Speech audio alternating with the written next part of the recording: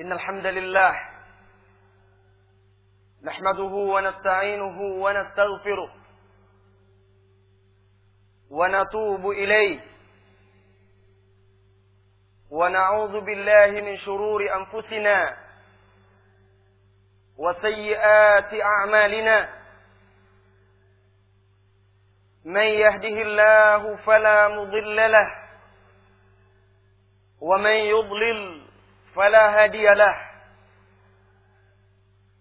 أشهد أن لا إله إلا الله وحده لا شريك له وأشهد أن محمدا عبده ورسوله صلى الله عليه وعلى آله وأصحابه ومن سار على نهجه وتمسك بسنته إلى يوم الدين وسلم تسليما كثيرا. أما بعد فإن أصدق الحديث كتاب الله وخير الهدي هدي محمد صلى الله عليه وسلم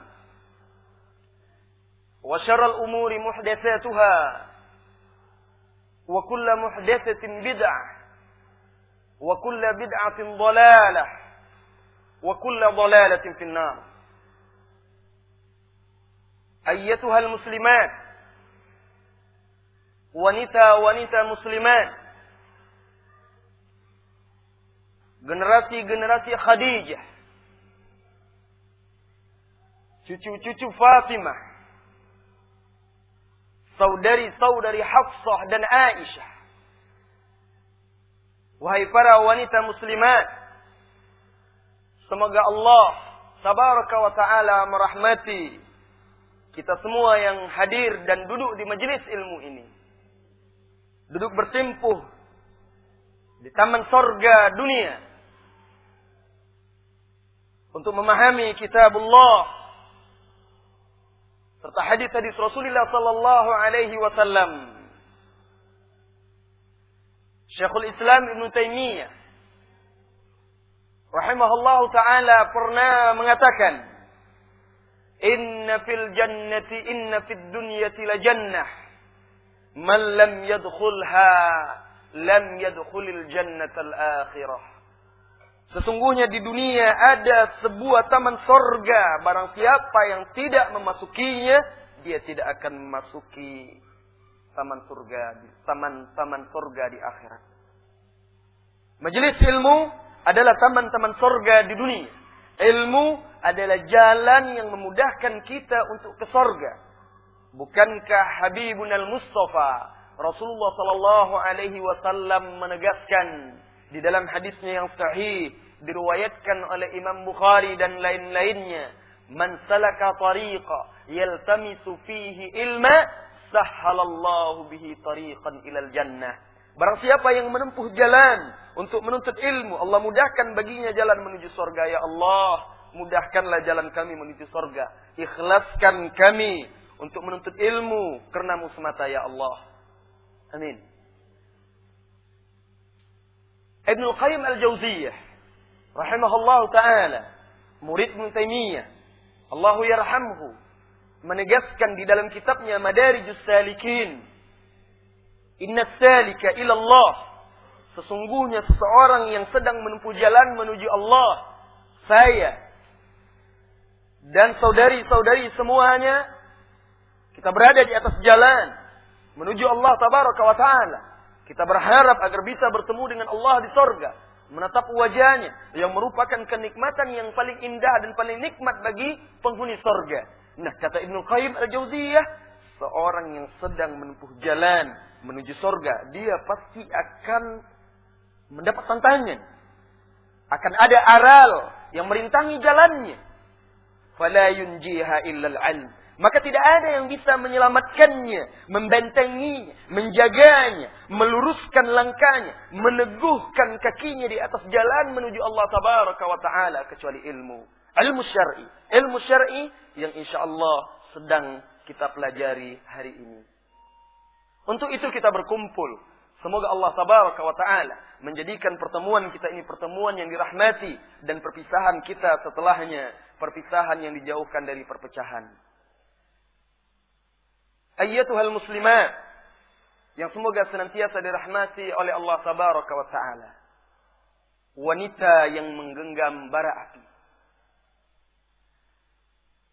Itu judul kajian kita pada kesempatan yang diberkati ini insyaallah ta'ala. Mungkin ada tanda tanya. Apa sebenarnya yang dimaksud oleh Ustaz? Apakah maksudnya maksudnya wanita-wanita yang di neraka? Kok wanita saja disebut menggenggam bara api? Ketahuilah wahai saudariku, wanita muslimat, para ummahat, para fatayat. Sesungguhnya kekasih kita Rasulullah sallallahu alaihi wasallam bersabda di dalam hadis yang sahih, diriwayatkan oleh Abu Daud dan Syekh Al-Albani rahimahullahu taala di dalam silsilah sahihah mengatakan sahih bisyawahidihi. Hadis ini sahih dengan syawahid, penguat-penguatnya yang banyak. Rasulullah sallallahu alaihi wasallam bersabda, "Ya'ti 'alan nasi zamanun." Akan datang suatu masa pada manusia, yakunu fihi al-qabid ala dinihi, di mana di masa tersebut orang yang menggenggam, memegang teguh agamanya. Dalam riwayat lain, as-sabir fihi, orang yang bersabar di atas agamanya pada masa tersebut, kal qabidi al-jamar, seperti seorang yang menggenggam bara api. Seperti orang yang menggenggam bara api. Dan orang-orang ini sekalipun dia menggenggam bara api, jika dia bersabar, jika dia tetap teguh, dalam hadis yang diriwayatkan dari sahabat Abu Sa'labah Al-Khushani radhiyallahu anhu, Rasulullah mengatakan dilipat gandakan pahala mereka menjadi 50. 50 apa? 50 amalan para sahabat. La ilaha illallah. Luar biasa. Ketika sahabat bertanya kepada Rasulullah, khamsina minhum 50. Khamsina minna ya Rasulullah. 50 pahala dari kita ya Rasulullah. Bal khamsina minkum, kata Rasulullah. Tapi 50 pahala sebanding dengan 50 pahala dari kalian para sahabat. Subhanallah.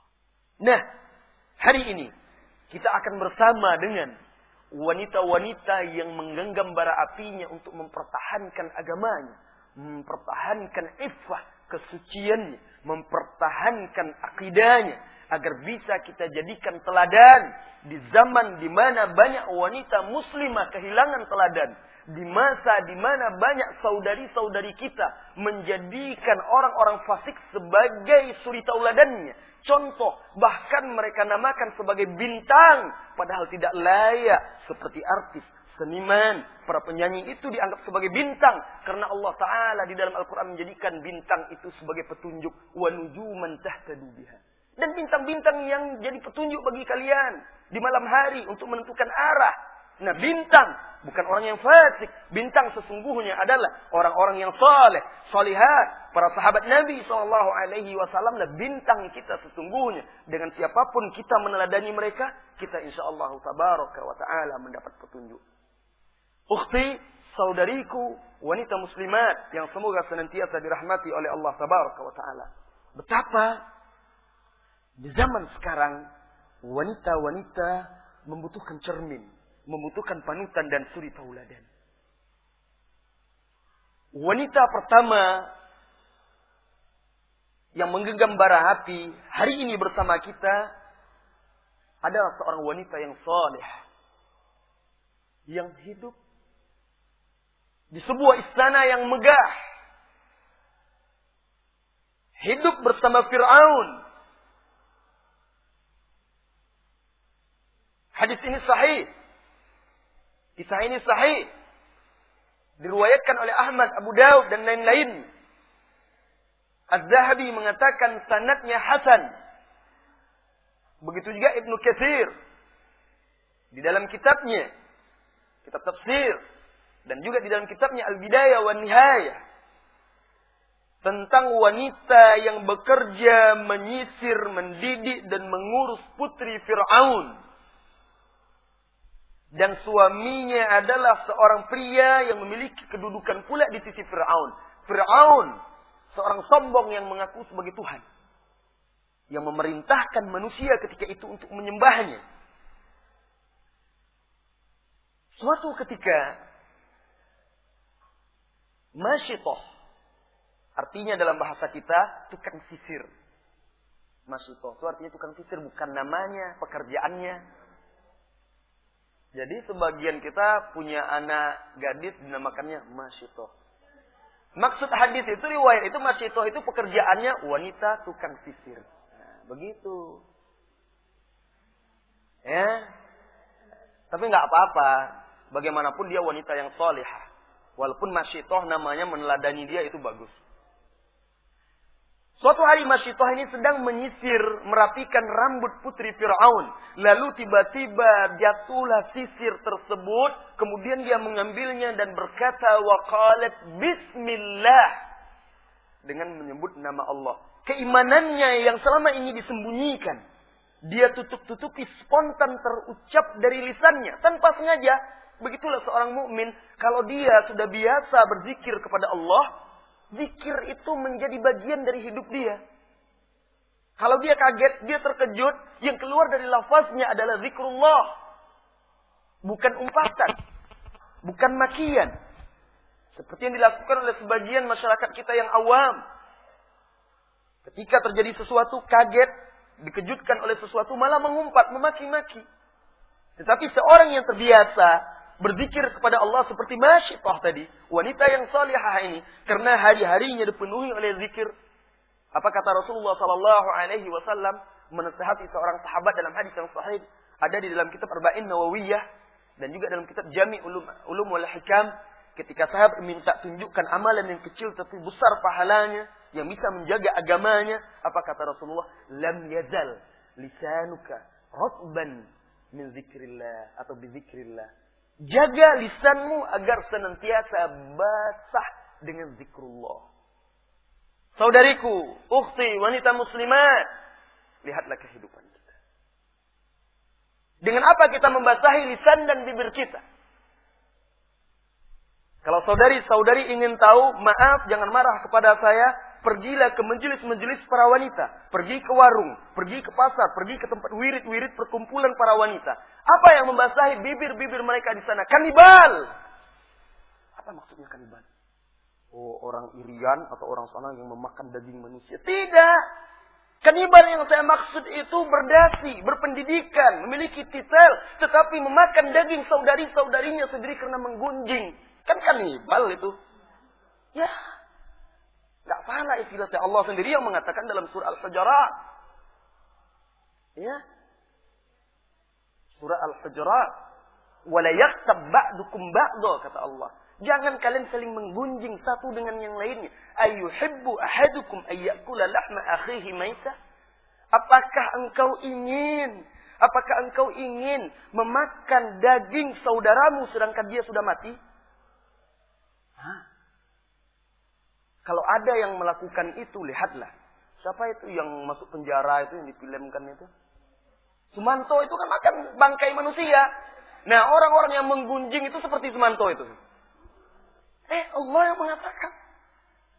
Apakah kamu ingin memakan daging manusia, daging saudaramu, sedangkan dia dalam keadaan mati, bangkai? Dan kamu membencinya, tidak menginginkannya, jijik. Lihatlah. Betapa ternyata kita membasahi lisan kita bukan dengan zikrullah, tapi dengan kata-kata yang apabila diteteskan ke samudra akan menodainya. La ilaha illallah. Masyitah, tukang sisir putri Fir'aun ini, wanita yang salihah, teladan para wanita muslimat, wanita yang menggenggam bara api, terbiasa dengan zikrullah. Bukan dengan zikru syaitan. Bukan dengan zikru nyanyian. Orang yang terbiasa dengan zikrullah, orang yang terbiasa dengan zikru nyanyian, maka dia akan terhalangi dari zikru syaitan. Sebagian orang terbiasa dia. Ibu-ibu, maaf. Nyanyian itu kan enak. Indah, nikmat. Sehingga hari-harinya disibukkan dengan bersenandung. Bersenandung. Subhanallah. Musibah. Kemungkaran yang mengepung kita dari segala arah. Kalau ibu-ibu pergi ke pantai bersama keluarga, Hati-hati ibu dilukai dengan racun-racun nyanyian.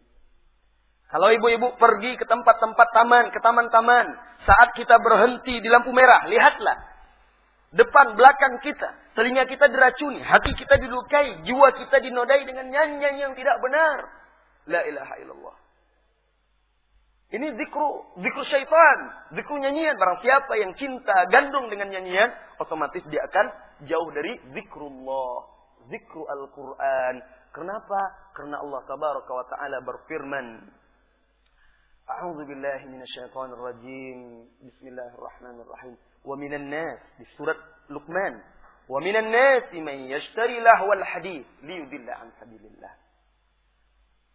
Di antara manusia ada yang memperjualbelikan, yang menukar, yang menyebarluaskan lahwal hadits. Lahwal hadits, kalau bahasa kitanya, kalau letter leknya itu kata yang sia-sia. Tetapi sahabat Abdullah bin Mas'ud bersumpah sampai 3 kali, walladzi nafsi biyadi, walladzi nafsi biyadi, walladzi nafsi biyadi, lahwal ghina. Yang dimaksud itu adalah nyanyian. Ya Allah, apa yang membuat Abdullah bin Mas'ud sampai bersumpah 3 kali? Kalau bukan karena keyakinannya bahwa Rasulullah menjelaskan itu adalah nyanyian. Apakah sahabat Abdullah bin Mas'ud berdusta? Kalla, tidak mungkin seorang sahabat berdusta. Liyudilla an sabilillah. Apa artinya liyudilla an sabilillah? Yang apa? Jangan, bukan agar menyesatkan. Nah, ini syubhat. Sebagian orang mengatakan, Ustaz, ayat itu bunyinya begini Ustaz. Di antara manusia ada yang memperjualbelikan lahwal hadis, nyanyian, agar menyesatkan atau untuk menyesatkan manusia dari jalan Allah. Yang tidak boleh itu Ustaz, kalau nyanyian itu menyesatkan dari jalan Allah. Kalau tidak menyesatkan, tidak boleh. Karena ayat itu bunyinya agar atau untuk menyesatkan. Tidak. La di situ, lam di situ dalam kaidah bahasa Arab dijelaskan oleh ulama-ulama ahli tafsir, maksudnya lis-sababiyah, lit-ta'lil atau sebab. Maksudnya di antara manusia ada yang memperjualbelikan, menyebarluaskan, menggunakan nyanyian yang mana nyanyian tersebut menjadi penyebab mereka jauh dari jalan Allah atau menjadi penyebab yang menghalangi mereka dari jalan Allah. Itu makna yang sesungguhnya. Dari sinilah inti kesimpulan yang saya jelaskan tadi, barang siapa yang gandrung dengan nyanyian, maka otomatis akan menghalanginya dari Al-Quran, dari jalan Allah Tabaraka wa Ta'ala. Kembali kepada suri tauladan kita, Masyitah yang menggenggam bara api. Tatkala Masyitah mengucapkan Bismillah, terkejut putri Fir'aun. Lalu putri Fir'aun tersebut menyela, Allah, Abi, Allah, engkau maksud Allah itu ayahku. Dia hanya tahu Tuhan itu adalah ayahnya Fir'aun yang mengaku sebagai Tuhan. Qalat Masyitah dengan keteguhan sebagai seorang mukminah sejati dia berkata, Kalla, bal Allahu Rabbi wa Rabbuki wa Rabbu Abiki. Tidak, sama sekali bukan begitu. Tetapi Allah itu Rabbku, Rabb kamu, dan Rabb ayah kamu. Lebih terkejut lagi. Putri Fir'aun, ada Tuhan selain ayahnya. Aneh. Lalu dia mengancam, saya akan sampaikan ini kepada ayah saya. Silakan. Masyitah mengatakan silakan. Lalu sang putri tersebut datang kepada ayahnya dan bercerita, menyampaikan bahwasanya ternyata Masyitah menyembah Tuhan selain daripada dia. Marah, dipanggil Masyitah. Lalu ditanya, siapa Rabbmu? Man Rabbuk? Qalat Rabbi Allah, Rabbi wa Rabbuka Allah. Rabbku dan juga Rabbmu, Tuhanku yang telah menciptakanku dan juga menciptakanmu adalah Allah. Kaget Fir'aun. Di dalam istananya ada orang yang menyembah Allah, tidak menyembahnya. Ini sangat aneh. Karena itu dia sangat murka. Lalu dipaksanya Masyitah untuk kafir, kufur terhadap Allah Tabaraka wa Ta'ala dan beriman kepada taghut Fir'aun. Tetapi Masyitah tetap teguh memegang akidahnya, bahkan diancam, jika engkau tidak mau beriman, saya akan menyiksamu. Tetapi begitulah keimanan. Apabila cahayanya telah memasuki relung-relung jiwa, lalu mencekram dan menghujam di dalam hati, dan pohonnya berdiri dengan kokoh, menjulang tinggi, rindang menaungi, maka pemiliknya akan tetap teguh, tidak akan tergoyahkan, sekalipun harus mengorbankan darah dan nyawanya. Sekalipun harus mengorbankan darah dan nyawanya. Saya teringat ketika peristiwa perang Tatar antara Sultan Muzaffar Qutuz, ketika dia hendak berperang melawan pasukan Tatar yang sudah sampai ke negeri Syam. Hari itu hari Jumat. Muzaffar Qutuz berkata kepada pasukan kaum muslimin yang hendak berjihad, "Intaziru hatta yas'ud al-khatib al-mimbar." Tunggu sampai khatib naik ke mimbar. Hari ini hari Jumat. Dan manusia mengaminkan doanya. Dia berharap khatib yang di seluruh negeri-negeri kaum muslimin mendoakan mereka agar diberikan kemenangan dan diaminkan oleh manusia. Lalu terjadilah peperangan yang sangat dahsyat. Ketika peperangan terjadi, kemenangan dicapai oleh kaum muslimin. Di antara pasukan yang tergeletak ada seorang pahlawan, pasukan bersimbah darah, tetapi dia memakai topeng. Tatkala disingkapkan ternyata istri dari Muzaffar Qutuz tersebut. La ilaha illallah. Sehingga Muzaffar Qutuz berkata, "Wa zaujah, aduhai istriku, alangkah kasihannya engkau tergeletak dengan bersimbah darah." Apa jawab sang istri yang memiliki keimanan yang kokoh? Apa kata dia? Jangan katakan wa zaujah, jangan katakan aduhai istriku, walakin kul wa islamah. Tetapi katakan aduh Islamku, wahai Islamku, jangan katakan wahai istriku. Ketika di detik-detik dia terakhir, tetap Islam yang ada di dalam jiwa. Ini wanita-wanita yang menggenggam bara api. Wanita yang menggenggam bara api, la ilaha illallah. Di mana wanita-wanita zaman sekarang keteguhannya yang bisa menandingi mereka? Tidak usahlah menumpahkan darah, cukup untuk membenahi dirinya, teguh dari tengah keluarganya, di tengah masyarakatnya, mempertahankan akidah dan ajaran agamanya. Masyitah, dipanggil, lalu akhirnya diseret anak-anaknya oleh Fir'aun. Diseret, dihadapkan, lalu diperintahkan oleh Fir'aun untuk dinyalakan tungku. Lalu diambil periuk yang besar. Lalu dipanaskan, dididihkan minyak. Menggelegak. Nampak asapnya. Di hadapannya, didekatkan dia dengan anak-anaknya. Lalu diancam, engkau beriman kepadaku atau tidak? Jika engkau tidak beriman, aku campakkan anakmu satu persatu ke dalam minyak yang mendidih tersebut. Tapi dia tetap teguh. Dia yakin itu hanyalah sakit yang sedikit. Saat. Kemudian setelahnya kenikmatan yang sangat luar biasa. Lalu diseretlah putranya yang pertama yang paling besar. Sang putra anaknya tersebut berteriak-teriak memanggil ibunya. Meminta belas kasih kepada prajurit-prajurit yang menyeretnya. Memukul-mukul mereka dengan tangannya yang masih kecil. Memanggil saudara-saudaranya yang lain yang menangis melihat abangnya, kakaknya. Diseret lalu dicampakkan ke dalam minyak yang mendidih tersebut. Hanya sebentar. Timbul tenggelam jasadnya, lalu tinggal tulang belulang dan daging yang mengapung di atas minyak-minyak yang mendidih tersebut. Masyaallah, masih tetap mempertahankan akidah agamanya. Dia melihat sendiri anaknya yang dulu dia susui, anaknya yang dulu yang dia belai, anaknya yang dulu dia ajak bermain, anaknya yang dulu dia beri pakaian, sekarang di depan matanya mati untuk apa? Untuk Allah tabaraka wa ta'ala. Ya ukhti, wahai saudariku, agama Islam menuntut kita untuk berkorban. Agama Islam menuntut kita berkorban. Bahkan suatu saat, suatu masa akan datang masanya, kita akan mengorbankan darah kita. Lihatlah, kita baru saja melewati Idul Adha. Apa pelajaran paling berharga yang muslimat timba dan ambil dari situ?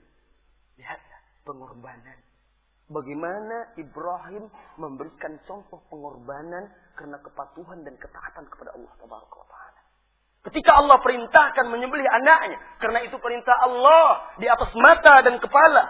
Harus didahulukan dari kasih sayang dan hawa nafsu kita kepada dunia dan anak istri kita, suami kita. Dijalankannya juga perintah tersebut. Akhirnya mereka berhasil melewati ujian tersebut dan Allah gantikan, tidak jadi dia menyembelih anaknya. Karena mereka lulus ujian. Dan dahulu wanita-wanita muslimat dari masa ke masa mereka telah berkorban untuk agama ini. Ada yang berkorban dengan hartanya, ada yang berkorban dengan waktunya, ada yang berkorban dengan keluarganya, bahkan ada yang berkorban dengan nyawanya. Masyaallah. Lalu diseret lagi anaknya yang berikutnya. Dipaksa lagi di hadapan matanya agar surut keimanannya. Diseret, dibuang, dicampakkan lagi dalam kuali tersebut. Sang anak menjerit-jerit, merintih-rintih, timbul tenggelam dalam minyak yang menggelegak tersebut. Tinggallah kulit daging-daging yang memutih, matang dan tulang belulang, bersatu dengan tulang-tulang saudara-saudaranya yang lain. Dan begitu seterusnya. Anak pertama, kedua, ketiga, keempat, kelima. Sampai akhirnya tinggal satu anaknya yang masih dalam gendongannya, yang masih menyusu. Subhanallah. Saudariku, pernah dalam sebuah hadis yang sahih di Sahih Muslim, dalam sebuah peperangan, umat Islam berhasil menang. Lalu ada tawanan-tawanan perang. Dalam tawanan perang tersebut tampaklah seorang wanita yang berlari ke sana kemari mencari anaknya. Rasulullah melihat hal tersebut bersama para sahabatnya. Lalu dapatlah anaknya yang masih bayi di antara tawanan yang lain, diambilnya langsung disusuinya. Lalu apa kata Rasulullah kepada para sahabat? Atarawna anna hadhil mar'ah tulqi waladaha finnar? Apakah menurut kalian wanita ini akan atau mau mencampakkan anaknya ke dalam api? La ya Rasulullah, itu tidak mungkin, kata para sahabat. Ya. Lalu kata Rasulullah, Allah arham bi ibadihi. Allah lebih sayang kepada hambanya dari seorang ibu kepada putranya. Seorang ibu, kata sahabat, tidak akan mungkin dia akan membuang anaknya, mencampakkan anaknya kalau memang itu ibu yang masih memiliki hati manusia. Tapi di zaman sekarang banyak ibu, fisiknya yang ibu, tetapi hatinya hewan. Sehingga membunuh dan mencampakkan anak-anak. Nah, lalu ditarik anaknya tersebut. Dirampas dari pangkuannya. Anak yang masih menyusuinya. Sampai titik tersebut. Mulai ada sedikit kegoyah. Mulai goncang jiwanya. Karena kasih seorang ibu tidak mungkin diragukan lagi. Bahkan ibu akan rela melakukan apa saja untuk anaknya. Pernah di zaman Bani Abbasiyah, seorang wanita yang memiliki hutang, lalu dia tidak sanggup membayarnya. Lalu datanglah orang yang menghutanginya tersebut ke rumahnya, menagih dari hari ke hari. Dia tidak juga sanggup, suatu ketika memuncak kekesalan dan kemarahan orang yang menghutanginya. Datang dia ke rumah, wanita ini juga meminta maaf karena dia tidak sanggup membayar, dipukul. Ditempelengnya wanita tersebut. Diam saja wanita itu. Lalu pergi orang itu. Besok datang lagi dia. Diketuknya pintu, keluar anaknya. Anak ibu tersebut, laki-laki. Lalu ditanya, Aina ummak? Mana ibumu? Ibu saya ke pasar. Orang itu mengira anak tadi berbohong untuk melindungi, menyembunyikan ibunya. Dipukulnya. Pas ketika dia memukul anak tersebut, ada ibunya. Pulang. Sang ibu langsung menjerit dan menangis. Heran orang ini, berkata, Hei, Bu, kemarin saya memukulmu. Engkau diam saja. Sekarang aku memukul anakmu dan itu pun tidak keras. Engkau malah menjerit dan menangis. Apa kata ibu tersebut? Kemarin engkau memukul tubuhku, tetapi hari ini engkau memukul hatiku. Kemarin engkau memukul aku, memukul tubuhku, tetapi hari ini engkau memukul hatiku. Melihat itu terenyuh perasaan orang tersebut, lalu dia meridhoi, merelakan hutang tersebut. Karena dia kasihan melihat kasih sayang seorang ibu. Nah begitulah ketika putra anak dari Masyitah, anak dari tukang sisir ini, diambil dari pangkuannya, mulai sedikit goyah. Ketika itulah Allah kuatkan dia. Yusabbitullahu alladhina amanu bil qawli tsabit. Allah Ta'ala berfirman, Allah akan memberikan perkataan yang teguh kepada orang-orang yang beriman. Allah teguhkan mereka dengan perkataan yang teguh. Lalu Allah jadikan dengan kuasa Allah, bayi yang masih dalam gendongan yang masih menyusui tersebut berbicara. Ketika terlihat sang ibu mulai goyah. Berkatalah sang anak tersebut, Ya ummah, wahai ibunda, isbiri fa innaka alal haq. Wahai ibunda, bersabarlah, engkau berada di atas kebenaran. Sesungguhnya itu hanyalah sakit yang sedikit dan sebentar. Sesungguhnya azab dunia, sesungguhnya azab di akhirat lebih keras dan lebih dahsyat daripada azab di dunia.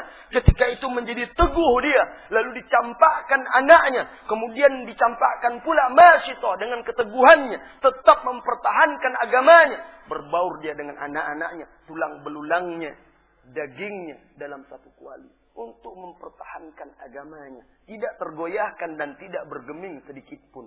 Oleh karena itu, karena keteguhan imannya, oleh karena itu, karena kekuatan imannya, dia benar beriman kepada Allah Tabaraka wa Taala. Rasulullah sallallahu alaihi wasallam bersabda, "Lamma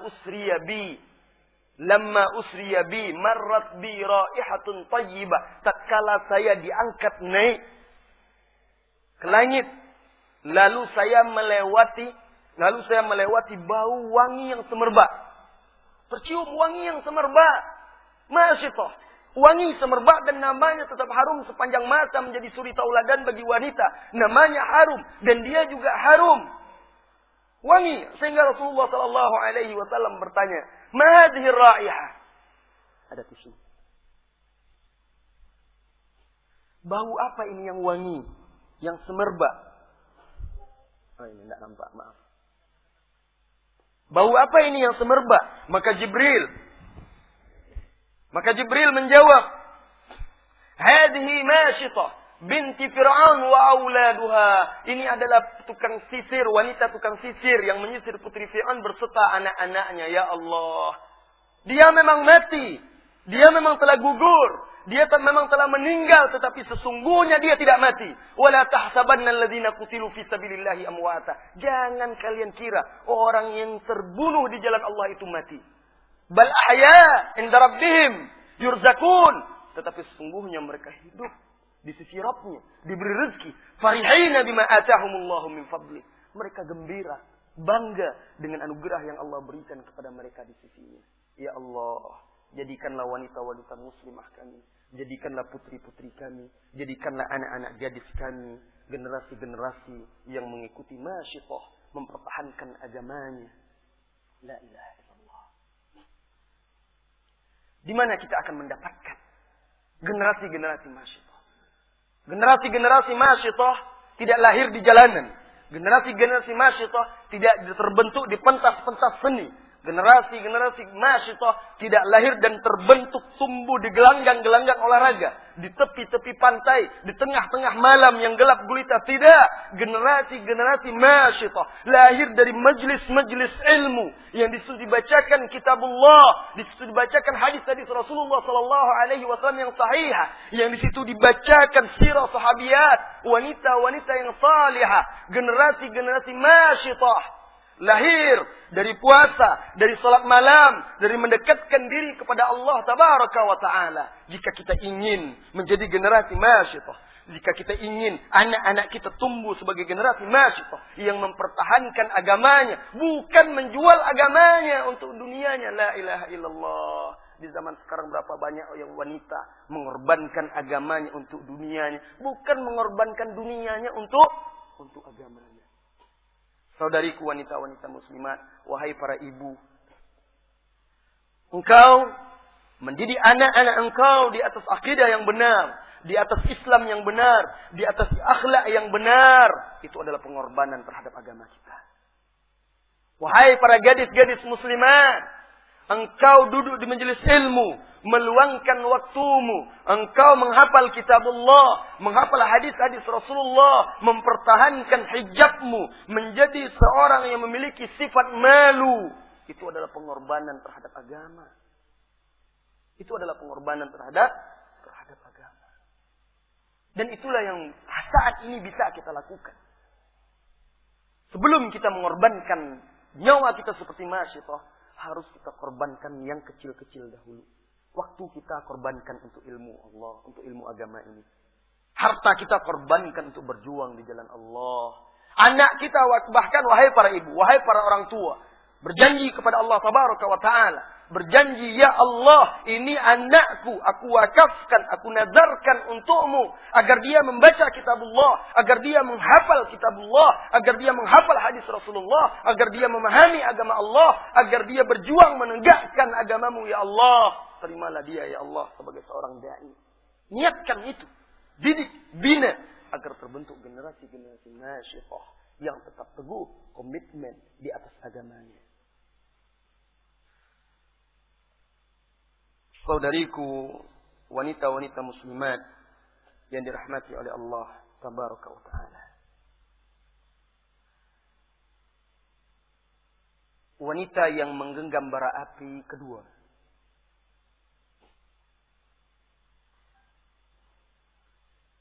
Seorang ratu. Seorang ratu. Bukan ratu kecantikan. Bukan pula None Jakarta. Bukan pula ratu peragaan busana. Ratu ini adalah ratu yang hidup gemerlap dan mewah di istana Fir'aun. Tetapi dia korbankan dunia dan kemewahan tersebut. Dia tinggalkan untuk mengharapkan rumah di sisi Allah Tabaraka wa Ta'ala. Dialah Asia, istri Fir'aun yang disebutkan oleh Allah Tabaraka wa Ta'ala di dalam Al-Quran. Dialah Asia. Tatkala Fir'aun membunuh Masyitah dan anak-anaknya, Fir'aun masuk menemui istrinya Asia dengan sombong dan angkuh, ingin bercerita tentang perbuatannya membunuh Masyitah. Ketika dia bercerita, Asia berteriak, lalu berkata kepadanya,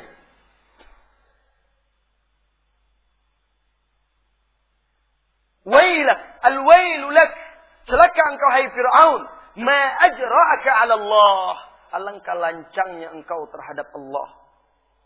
Kenapa engkau membunuhnya? Lalu Asia menegaskan dan menyatakan kesaksian keimanannya. Dia bersyahadat, menunjukkan kesaksiannya, keimanannya kepada Allah Tabaraka wa Ta'ala di hadapan Fir'aun. Sehingga Fir'aun membeliakkan matanya, murka, marah, lalu memanggil bala tentaranya, disiksa. Disebutkan di dalam kitab-kitab tafsir. Asia disalib, ditarik tangannya ke sisi yang satu, ditarik tangannya yang satu ke sisi yang satu lagi, ditarik kakinya ke arah yang berlawanan, ditarik sekuannya sehingga dia kesakitan, disiksa, kemudian ditambah lagi dengan dicambuk agar dia kufur kepada Allah, beriman kepada Fir'aun. Tatkala azab semakin pedih, siksa semakin keras yang ditimpakan oleh Fir'aun kepada Asia, lalu dia menatap langit. Darah telah mengalir, membasahi tubuhnya. Dia menatap langit lalu berdoa kepada Allah. Rabbi ibnali, indaka baitan fil jannah, ya Allah. Wahai Tuhanku, bangunkan untukku sebuah rumah di sisimu di surga, ya Allah. Wa najjini min Fir'aun, selamatkan aku dari Fir'aun wa amalihi dan perbuatannya. Wa najjini minal qaumidz zalimin, dan selamatkan aku dari orang-orang yang zalim. Maka naiklah doanya membumbung tinggi dan menembus pintu-pintu langit, didengar oleh Allah Tabaraka wa Ta'ala. Ibnu Katsir berkata di dalam kitab tafsirnya, "Fakashafallahu laha an baitiha fil jannah." Lalu ketika itu Allah singkapkan langit, Allah perlihatkan rumahnya di sorga. Ketika siksa semakin keras, ketika azab semakin pedih, darah mengucur dan mengalir, urat-uratnya sudah mulai putus, Asia malah tersenyum. Sehingga Fir'aun semakin marah. Kenapa tersenyum? Karena dia melihat rumahnya di sorga. Dia tersenyum. Sehingga akhirnya dia menghembuskan nafasnya yang terakhir. Dan jadilah dia menjadi ratu yang kekal di dalam sorga. La ilaha illallah. Wahai Asia di akhir zaman, Wahai Asia di akhir zaman. Lihatlah mana keteguhan kita ketika mempertahankan agama. Hanya karena cemoohan, olok-olokan sebagian dari tetangga-tetangga, teman-teman, kerabat kita sesama bekerja. Lalu kita luntur sehingga kita enggan dan malu untuk mengamalkan Islam. Lalu kita mengharapkan pula sebuah rumah di sorga. La. Rasulullah SAW sebagaimana dalam hadis Bukhari dan Muslim menegaskan, huffatil jannati bil makari wa huffatin nar bis syahawat. Sorga itu dikelilingi oleh makari, perkara-perkara yang tidak disukai. Jalan menuju sorga itu penuh onak dan duri. Sementara jalan ke neraka itu penuh dengan syahwat. Kenikmatan-kenikmatan dunia. Pilih jalan. Jalan mana yang akan kita tempuh? Dunia ini hanya sebentar. Harta kita akan punah. Kedudukan kita akan lenyap. Anak, istri, suami akan kita tinggalkan. Wa yabqa wajhu rabbika dzul jalali wal ikram. Yang akan kekal itu adalah Allah. Wajah Allah yang akan tetap kekal, yang memiliki keagungan dan kemuliaan. Sementara kita akan panah. Apa yang kita harapkan dari kedudukan kita? Apa yang kita harapkan dari jabatan kita? Apa yang kita harapkan dari harta benda kita? Apa yang kita harapkan? Hari yang lalu saudara kita meninggal. Beberapa waktu yang lalu sahabat kita meninggal. Beberapa waktu yang sebelumnya ustadz kita wafat. Dan kapan kita? Suatu saat, malam ini, besok pagi, akan datang menjemput kita. Apa yang kita persiapkan? Nasyitoh, Asiyah, dia telah wafat. Dan dia telah mendapatkan hasil perjuangan. Rumah di sorga. Kedudukan yang tinggi di sisi Allah Tabaraka wa Ta'ala. Sementara kita, apa yang kita kedepankan, kita korbankan untuk agama kita. Itulah yang akan kita dapat nanti di akhirat. Di yaumil kiamah. Wanita muslimat yang dirahmati oleh Allah Tabaraka wa Ta'ala. Jadi jelaslah bagi kita. Wanita-wanita yang menggenggam bara api adalah wanita-wanita yang mengedepankan amrullah wa amru rasulihi. Yang mengedepankan, mendahulukan perintah Allah dan Rasulnya daripada hawa nafsu, syahwatnya, keinginannya. Bahkan dari suami, dari anak-anak, dari keluarganya. Dia dahulukan Allah dan Rasulnya. Apabila Allah dan Rasulnya sudah mengatakan, sudah memerintahkan, sudah melarang, tidak ada lagi. Semuanya adalah Allah dan Rasulnya. Itu yang dikedepankan. Saya yakin, saya tahu, ibu-ibu semuanya mencintai Allah dan Rasulnya. Saya yakin kita semua mencintai Allah dan Rasulnya. Tetapi bukti nyata, implementasi dari kecintaan kita kepada Allah dan Rasul adalah ketundukan kita. Lihatlah seorang wanita muslimat. Lihatlah Aisyah radhiyallahu anha. Sebagaimana disebutkan di dalam hadis yang diriwayatkan oleh Abu Dawud. Aisyah radhiyallahu anha memuji wanita-wanita Ansar. Beliau mengatakan alangkah baiknya dan utamanya wanita-wanita Ansar tatkala turun perintah Allah Tabaraka wa Ta'ala wala yubdina zinatahunna wal yadribna bi khumurihinna ala juyubihin. Lihat, ini sebuah contoh ketaatan, kepatuhan seorang mukminah sejati. Tatkala turun perintah Allah Tabaraka wa Ta'ala, hendaklah para wanita itu menutup kepalanya dan mengulurkan jilbab penutup kepalanya itu ke dada-dadanya. Lalu para suami mereka, bapak-bapak mereka, pria-pria Ansar pulang ke rumah mereka. Mereka sampaikan ayat-ayat ini kepada anak istri mereka. Lalu mereka memotong pakaian dan kain-kain mereka. Mereka jadikan jilbab menutup kepala mereka. Langsung mereka amalkan. Karena ilmu untuk diamalkan. Bukan hanya sekedar untuk didengar. Zakatnya ilmu, itu kita amalkan. Amalkan ilmu. Jika tidak akan menjadi hujjah, laknat dan azab bagi kita. Kalau gitu saya nggak usah belajar aja lah Ustaz. Nanti belajar saya nggak sanggup. Ya, kalau saya belajar saya tidak mengamalkan. Intabihi, hati-hati. Ingat dalam hadis yang panjang disahihkan oleh Syekh Al-Albani dalam kitab Ahkamul Janaiz tentang perjalanan ruh ketika dia mati, ketika ruh yang fasik, ruh yang pendosa, ruh yang kafir, ruh yang tidak beramal saleh di alam kubur ditanya, "Ma rabbuk?" Siapa Rabbmu? La adri sami'tu an-nas yaquluna kadza wa kadza fa aqulu kama qalu. Saya tidak tahu. Saya dengar manusia berkata begini dan begitu. Saya pun ikut mengatakannya. Ditanya lagi, Madinuk, apa agamamu? Dia jawab juga begitu. Saya ikut-ikut saja apa yang dikatakan oleh manusia. Lalu siapa nabimu? Begitu juga dia jawab. Lalu malaikat memukulnya dengan keras. Malaikat membentaknya dan berkata, La darait, wa la talait. Engkau tidak tahu dan tidak mau membaca. Tidak mau belajar. Lalu diazab, disiksa. Sehingga dia menjerit. Yang terdengar jeritannya itu kata Nabi SAW oleh seluruh makhluk illa sakhalain. Kecuali jin dan manusia. Itu kenapa? Karena tidak mau tahu. Jadi jangan daripada nanti belajar tidak teramalkan. Azabnya lebih pedih lagi. Lebih baik kita belajar. Kita bisa tahu. Soal kita belum mengamalkan kalau memang bukan kita sengaja. Yang penting kalau memang kita memang belum mampu. Bukan kita sengaja. Insya Allah Allah maha pengampun. Yang jelas kita berusaha dulu untuk mengamalkannya. Nah ini. Wanita-wanita yang menggenggam bara api. Mereka adalah wanita-wanita yang memiliki akhlak yang mulia. Yang cita-cita, himmah, tekadnya adalah untuk agama Allah Tabaraka wa Ta'ala. Bukan hanya sekedar dunia. Bukan hanya sekedar pakaian. Bukan mode. Bukan make up. Bukan ini, itu. Bagaimana sepatu anda. Bagaimana tas anda. Bagaimana ini, itu. Dan segala macam. Pembicaraan dia. Tekad dia. Cita-cita dia. Apa yang saya bisa perbuat untuk agama Allah Tabaraka wa Ta'ala. Dia juga ingin meninggalkan dunia ini semerbak seperti Masyitah. Karena dia adalah cucu Masyitah. Generasi penulis Masyitah. Tatkala dari Anas bin Malik ada seorang pemuda yang bernama Julaibib. Pemuda ini buruk rupa.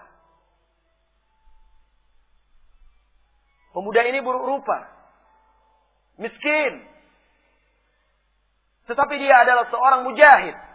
Pejuang yang menegakkan agama Allah. Lantas Rasulullah SAW pernah bertanya kepada dia. Julaibib, kapan menikah? Julaibib menyadari kondisi diri dia. Miskin, buruk pula. Sehingga dia tidak menjawab. Sementara Rasulullah berusaha mencari kesempatan untuk menikahkan dia. Sampai akhirnya datang seseorang. Bapak yang menawarkan anaknya yang ketika itu janda kepada Rasulullah SAW untuk menjadi istri Rasulullah SAW. Lalu apa kata Rasulullah? Ya, saya akan menikahkannya. Bukan menikahinya, menikahkannya. Senang sang bapak itu. Ya Rasulullah, kami menerimanya ya Rasulullah. Maksud saya akan menikahkannya dengan Julaibib. Julaibib! Kaget ayahnya. Julaibib, saya akan bicara dulu dengan ibunya. Hatta astamira ummaha. Tunggu ya Rasulullah. Sampai saya berbicara dengan ibunya. Kaget dia, masa putri saya dijodohkan dengan Julaibib. Miskin, buruk lagi.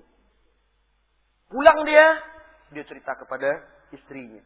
Putrinya, anak gadisnya, mendengar dari balik tirai di kamarnya. Lalu dia berkata kepada istrinya, ya istriku, Rasulullah SAW meminang putri kita. Senang istrinya. Bagus. Kalau begitu kita terima saja pinangannya. Bukan. Rasulullah meminangkannya untuk Julaibib. Terkejut ibunya. Julaibib. Kita sudah menolak pemuda-pemuda lain yang lebih daripada Julaibib. Kenapa Rasulullah menikahkannya dengan Julaibib? Sehingga suaminya bingung. Akhirnya suaminya berniat untuk menemui Rasulullah, menolak pinangan Rasulullah SAW untuk Julaibib. Tatkala sang ayah hendak berangkat menemui Rasulullah, keluar putrinya. Ya abata, wahai ayah, wahai ibunda, siapa yang akan meminang saya itu? Rasulullah meminangkan engkau untuk Julaibib. Lalu apa kata putrinya? Jika memang Rasulullah SAW yang meminangkannya, serahkan saya kepada Rasulullah SAW. Dia tidak peduli lagi. Kalau itu memang Rasulullah SAW. Cita-cita dia yang tertinggi hanyalah bersama Rasulullah SAW. Mematuhi perintahnya. Sebab dia tahu Rasulullah itu akan memberikan yang terbaik. Jadi akhirnya disetujui dan menikahlah dia dengan Julaibib. Baru beberapa hari mereka melewati hari-hari pertama pernikahan mereka. datanglah seruan untuk berjihad di jalan Allah Tabaraka wa Ta'ala. Lalu Julaibib ikut bersama pasukan Rasulullah sallallahu alaihi wasallam. Terjadi peperangan yang dahsyat. Debu-debu berterbangan, teriakan takbir, jeritan manusia, darah berserakan, kepala terpisah dari tubuhnya, tangan-tangan yang terputus karena sayatan pedang. Lalu peperangan usai dan kaum muslimin menang. Rasulullah pun memerintahkan kaum muslimin mencari para syuhada yang terbunuh di medan perang tersebut. Lalu Rasulullah bertanya, "Hal tafqaduna min ahadin?" Hai kaum muslimin, apakah kalian kehilangan seseorang? Qalu, mereka menjawab, "Nafqidu fulan wa fulan." Kami kehilangan si A dan si B. Lalu ditanya lagi oleh Rasulullah, "Hal tafqaduna ahadan?" Apakah kalian kehilangan seseorang? Mereka menjawab lagi, "Kami kehilangan si A, si B." Apakah kalian kehilangan seseorang dari pasukan kaum muslimin? Salah seorang pasukan kaum muslimin, "Kami kehilangan fulan dan fulan." Sampai akhirnya Rasulullah berkata, "Walakinni afqadu Julaibiba." Akan tetapi saya kehilangan Julaibib. Ibhasu an Julaibib. Cari Julaibib. Dicari Julaibib. Lihat perhatian Rasulullah kepada pemuda yang buruk rupa dan miskin ini. Tetapi hatinya adalah tampan. Hatinya elok. Hatinya kaya. Dicari Julaibib. Lalu kata mereka, "Ya Rasulullah, ha huwa dha. Ya Rasulullah, ha huwa dha fi sab'atin qatalahum summa qataluh." Ini dia ya Rasulullah, terbaring bersama 7 mayat-mayat orang kafir yang dibunuhnya. Lalu mereka membunuhnya. Lalu Rasulullah datang dan berdiri di sisi jasad Julaibib. Lalu Rasulullah sallallahu alaihi wasallam bersabda, berkata kepada para sahabat, "Qatala sab'atan minhum thumma qataluh." Dia Julaibib membunuh 7 orang musyrikin, lalu mereka mengeroyok dan membunuhnya. "Hada minni wa ana min. Hada minni wa ana min." Julaibib adalah bagian dariku dan aku bagian darinya. Julaibib adalah bagian dariku dan aku adalah bagian darinya. Lalu Rasulullah menggendongnya dan digalikanlah kuburan dan Rasulullah langsung yang turun memakamkannya. La ilaha illallah. Dia bersama sang kekasihnya, hidup dan mati. Rasulullah yang dicintainya, begitu juga istrinya. Sampai Anas bin Malik berkata ketika itu, sepeninggal Julaibib, saya melihat wanita itu adalah termasuk wanita yang paling kaya. Diberkati oleh Allah dan Rasulnya. Dulunya Julaibib miskin, tetapi kan Julaibib mendapat bagian dari rampasan perang. Dan itu tentu menjadi hak istrinya. Sehingga jadilah dia seorang wanita yang kaya dan banyak bersedekah. Lihat, buah dari mentaati Allah dan Rasulnya. Buah dari mentaati Rasulnya. Wanita yang menggenggam bara api, cita-citanya adalah mentaati Allah dan Rasulnya. Cita-citanya adalah berdampingan dengan Rasulullah SAW. Oleh karena itu, wahai saudariku, wahai wanita muslimat, ingat Rasulullah SAW bersabda dalam hadis Muslim, Ana faratukum alal haud. Aku akan menanti kalian di telaga di sorga. Rasulullah menanti kita. Rasulullah menanti umatnya. Wahai orang-orang yang mencintai Rasulullah SAW, yang mendambakan di sorga bersama Rasulullah sang kekasihnya, dengarkan, Rasulullah menanti kita di telaganya. Tetapi ingat, Rasulullah juga mengatakan, hatta yarida alayya aqwamun, sehingga datanglah sekelompok orang ke telaga itu. Ketika Rasulullah hendak mengulurkan cangkir agar mereka minum dari telaga tersebut, dihalangi oleh Allah Tabaraka wa Ta'ala, sehingga mereka tidak bisa minum dari telaga tersebut. Barang siapa yang minum dari telaga tersebut, dia tidak akan haus lagi selama-lamanya. Mereka tidak bisa minum. Rasulullah berkata, Rabbi, ummati. Ya Allah, mereka umatku. Apa kata Allah Tabaraka wa Ta'ala kepada Rasulullah? Innaka la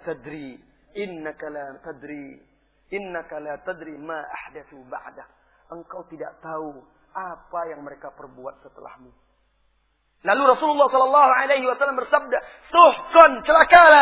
Suhkan celakalah liman ghayyara ba'di, atau liman baddala dini. Celakalah orang-orang yang merubah agamaku, yang merubah-rubah ajaranku. Wanita yang menggenggam bara api akan memegang teguh agamanya, tidak akan merubah-rubahnya, tidak akan menguranginya, tidak akan menambah-nambahnya. Dia mengamalkan Islam sesuai dengan yang diajarkan oleh Allah, sesuai yang diajarkan oleh Rasulullah SAW, sehingga dia dinanti dan bertemu dengan Rasulullah SAW di telaga di surga kelak. Ayyatuhal muslimat. Lantas,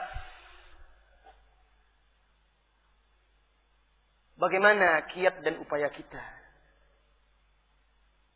agar kita bisa tetap teguh menggenggam bara api, sekalipun itu akan membakar kita di dunia dan akan menyejukkan kita di surga. Agar kita bisa teguh dan sabar. Rasulullah sallallahu alaihi wasallam bersabda di dalam hadis yang sahih diriwayatkan oleh At-Tirmidzi dan lain-lain, Abu Daud, Ahmad. Innahu man ya'ish minkum ba'di fasayara ikhtilafan katsira. Sesungguhnya barang siapa yang hidup nanti setelahku akan menyaksikan perselisihan yang sangat banyak di tengah umat. Fa'alaikum bisunnati wa sunnati khulafa'ir rasyidin al-mahdiyyin min ba'di. Pegang teguhlah sunnahku, pegang teguhlah sunnah khulafa'ir rasyidin para sahabat setelahku. Wa iyyakum muhdatsatil umur. Jauhilah perkara-perkara yang baru dalam agama. Fa inna kulla muhdatsatin bid'ah. Karena setiap perkara yang baru itu adalah bid'ah. Wa kullu bid'atin dhalalah. Wa kullu dhalalatin finnar. Nah, ini konsep kita di akhir zaman dalam beragama. Agar kita tetap teguh di masa di mana kaum muslimin terpecah belah, tercerai-berai, lemah dan hina. Yaitu memegang teguh ajaran Rasulullah sallallahu alaihi wasallam. Memahami sebagaimana para sahabat Rasulullah sallallahu alaihi wasallam, sebagaimana khulafa' rasyidin Abu Bakar, Umar, Utsman dan Ali radhiyallahu anhum ajma'in, memegang teguh sunnah Rasulullah sallallahu alaihi wasallam. Itu pertama. Kemudian menjauhi bid'ah. Segala perkara-perkara yang tidak ada contohnya. Kemudian juga salah satu kiat kita untuk tetap teguh ilmu, pahami agama ini khususnya masalah akidah, wahai ukhti, wahai saudariku. Lihatlah 25 Desember, 1 Januari. Siapa yang banyak merayakannya di negeri kita? Umat Islam. Kenapa? Karena tidak ada keteguhan. Kenapa? Karena tidak ada ilmu syar'i. Bahkan lihatlah wahai saudari-saudariku, wahai para ibu, wahai para ummahat, lihatlah malam tahun baru. Kaum muslimin ikut merayakan lebih meriah pula lagi daripada Idul Fitri dan Idul Adha. Iya. Lebih meriah. Sore-sore itu udah mereka bawa anak istri memberi trompet. Ditunggu pula tentang jam pergantian hari itu. La ilaha illallah. Ukhti, saudariku, bagaimana ketika Anda tengah malam menanti tentang jarum jam bergantinya hari lalu Allah cabut nyawa ketika itu. La ilaha illallah. Sementara itu adalah hari raya orang-orang kufar. Murka dan laknat Allah turun ketika itu. Umar bin Khattab radhiyallahu anhu, Amirul Mukminin, sebagaimana diriwayatkan oleh Abdul Razzaq di dalam kitab Musannafnya, mengatakan, "La tadkhulu 'alal musyrikin fi kana'isihim fi a'yadihim, fa inna sukhtatallah tanzilu 'alaihim." Jangan kalian masuk, jangan kalian ikut serta bersama orang-orang musyrikin, baik dalam gerejanya atau dimanapun, ketika mereka sedang merayakan hari raya mereka. Sesungguhnya kemurkaan Allah turun kepada mereka. Apa yang membuat kaum muslimin lalai, lengah, terpedaya, mengekor dan meniru orang-orang kufar? Karena lemahnya iman karena kurangnya ilmu syar'i. Kalau saja mereka tahu itu budaya kufar, tidak sejalan dengan akidah kita, sengaja dipropagandakan oleh orang-orang kufar untuk menjauhkan kita dari akidah kita, lalu kita lemah, ketika itu mereka akan menghancurkan kita. Kalau saja itu mereka mengerti dan paham dan memahami makna tauhid, makna la ilaha illallah, memang betul-betul ditanamkan oleh para dai, para ustaz dan para ulama, para orang tua, niscaya mereka menjadikan tanggal 25, tanggal 1, tanggal 14, tanggal-tanggal lainnya yang mereka rayakan seperti hari Paskah dan semisalnya, sama seperti hari-hari lainnya, tidak ada kelebihannya. Karena hari raya kita sudah ada. Idul Fitri, Idul Adha, hari Jumat. Itu yang harus kita meriahkan. Itu yang harus kita meriahkan. Apakah rela kita orang itu merayakan kelahiran Tuhannya? Orang itu merayakan kelahiran Tuhannya. Tuhannya lahir, sementara kita adalah umat yang mengemban Allahu Ahad, Allahu Samad, lam yalid wa lam yulad wa lam yakul lahu kufuwan ahad. Lalu kita ikut pula menyemarakkannya.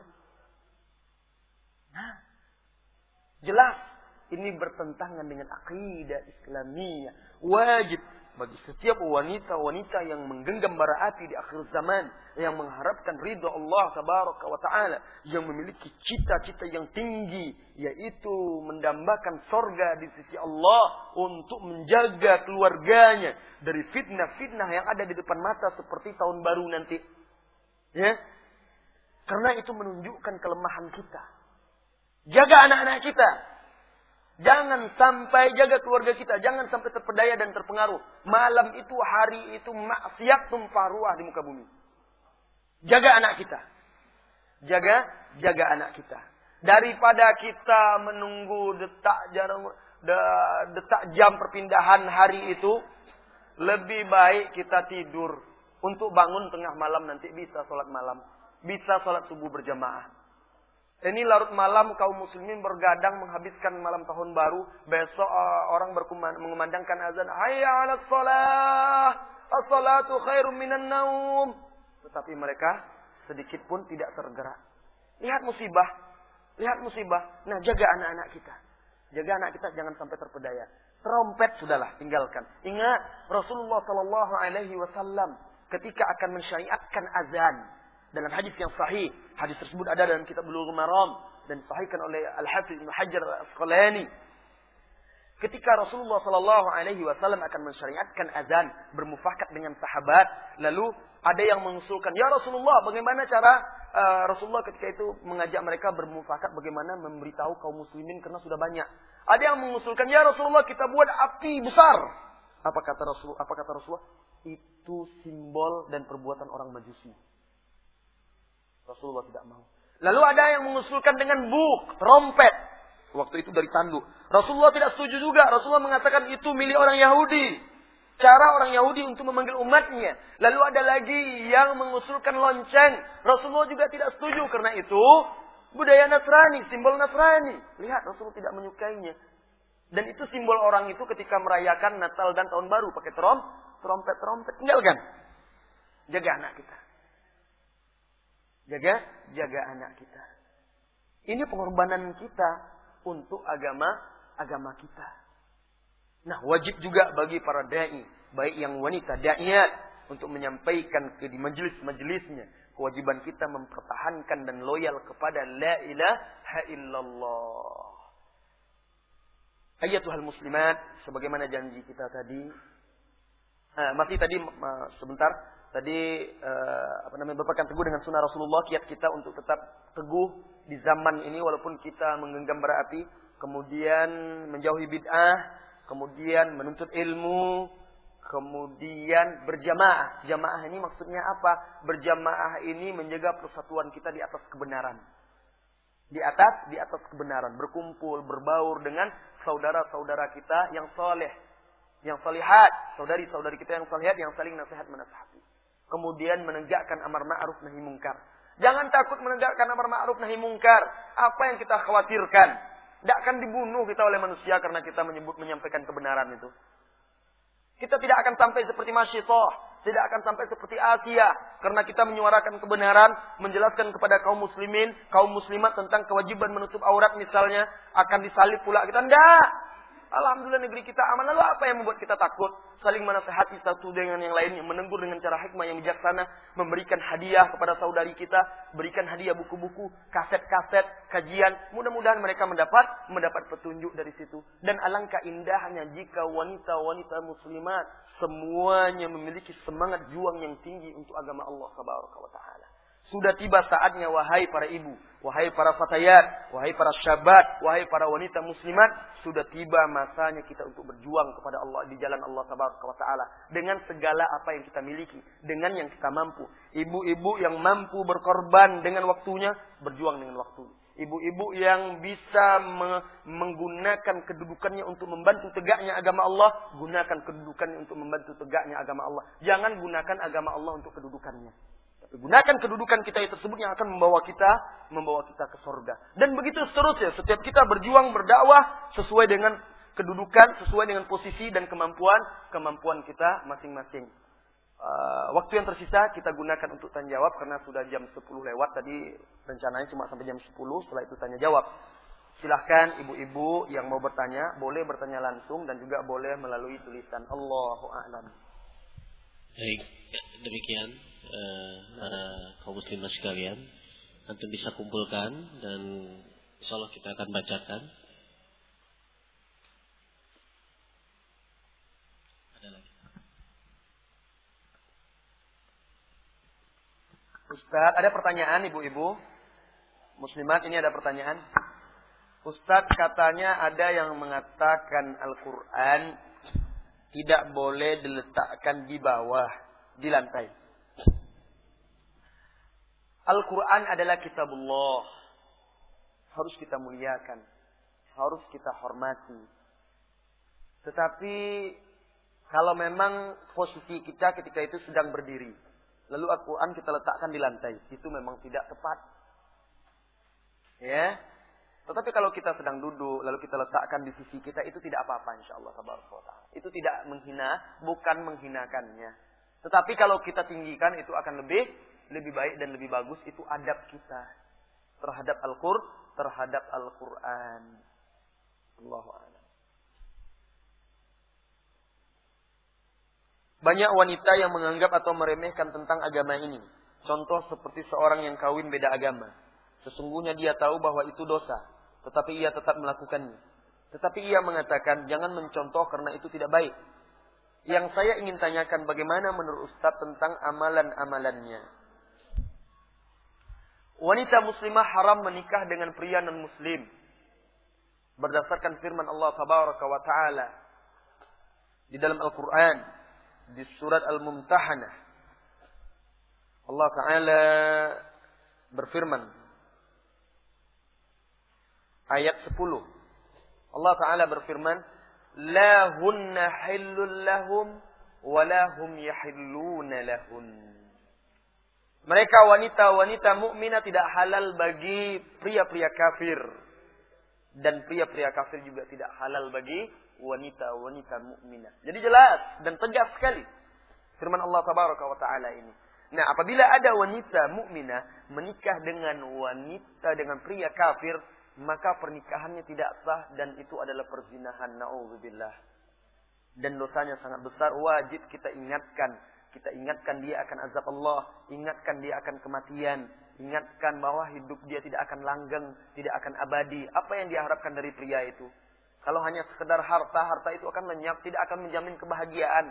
Ya ukhti, wahai saudariku, tentu saudari semuanya merasakan harta tidak menjamin kebahagiaan. Baru hari Ahad yang lalu datang suami istri ke rumah.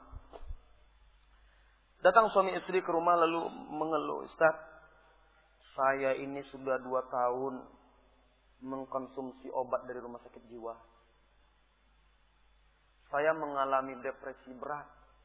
Kata sang suami, saya tidak tahu kenapa. Padahal dunia sudah saya dapatkan. Saya tidak perlu lagi capek-capek bekerja. Tetapi saya tidak tahu, jiwa saya hampa. Bahkan kadang saya putus asa untuk hidup, bahkan saya sempat minum baygon. Nah, kenapa sampai seperti itu? Dunia dia punya, harta dia punya, istri anak punya, kendaraan punya, apalagi yang perlu dikhawatirkan dan dicemaskan. Pernah juga seorang pengusaha, dia punya anak 3. Lalu salah seorang anaknya ini punya keanehan. Sudah dewasa anaknya, sudah kuliah. Anaknya ini tidak pernah mau makan di rumah. Tidak pernah minum. Kalau makan, minum di rumah dia muntah. Aneh. Bahkan sampai kalau dia sholat, tidak mau dia berwudu di rumah. Lalu orang tuanya curiga, mungkin ini kena jin mungkin ini. Akhirnya dia minta tolong, Ustaz bisa nggak tolong diruqyah. Lalu kita datang dengan sebagian kawan-kawan.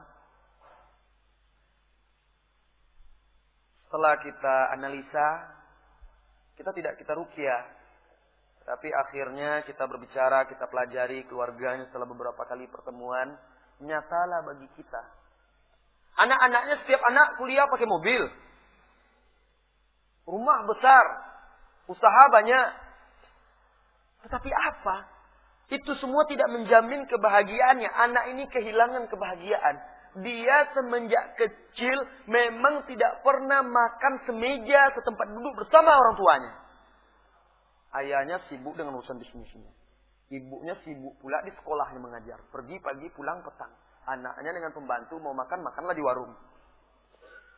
Sampai ketika saya bertamu beberapa kali ke rumahnya, biasanya tuan rumah itu akan bangga dan senang membuatkan teh, kopi untuk tamu, menghidangkan kue-kue. Ini enggak.